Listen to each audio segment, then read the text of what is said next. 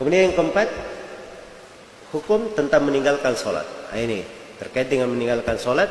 Ini juga dinukil kesepakatan oleh Imam Qutaibah di sini.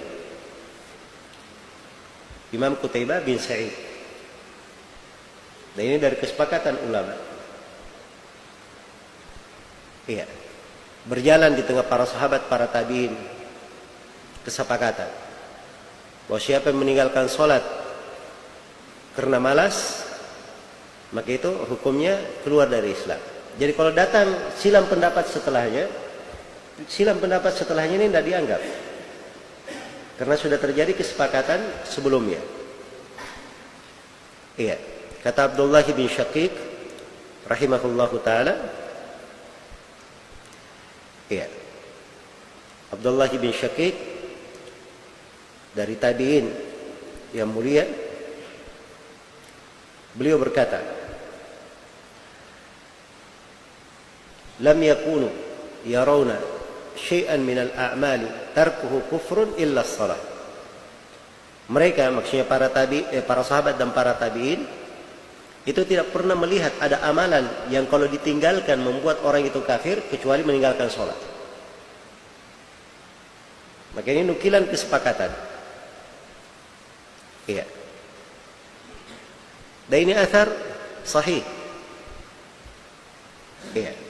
Kalau mungkin di sebagian jalurnya ada kelemahan, tapi banyak hal yang mendukungnya, menunjukkan kesahihannya. Apalagi sejumlah ulama memasukkannya dalam buku akidah, seperti Imam Qutaibah ini. Ini nukilan kesepakatan dari Imam Qutaibah rahimahullahu ta'ala. Iya.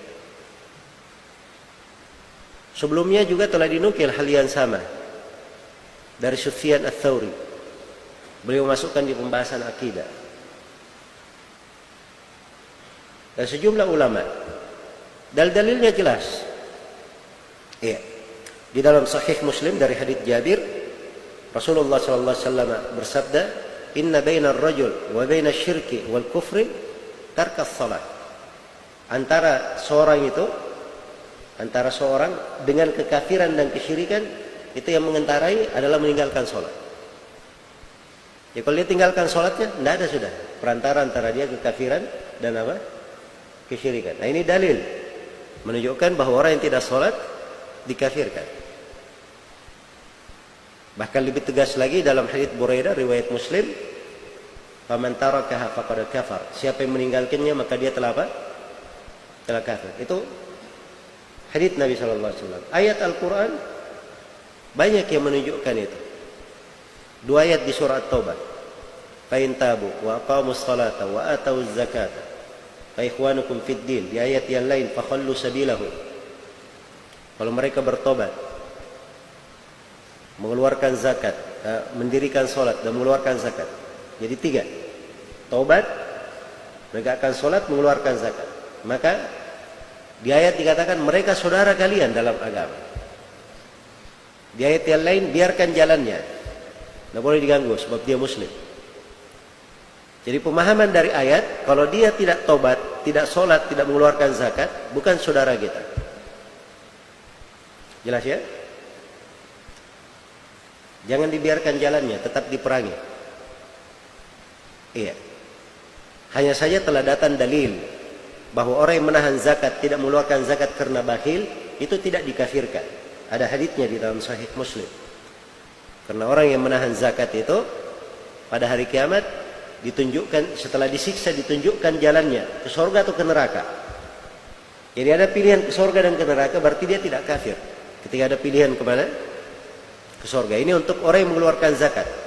Tapi untuk sholat tidak ada yang memalingkan dari zahir ayat bahwa siapa yang tidak sholat dia kafir. Ayat yang lain di surah Al-Muddathir, ketika ditanyakan tentang penduduk neraka, "Ma salakakum fi saqar?" Apa yang menyebabkan kalian berada dalam neraka Saqar? Apa jawaban penduduk neraka? Yang paling pertama jawabannya, "Lam naku minal musallin." Kami dulu ini orang-orang yang tidak pernah sholat.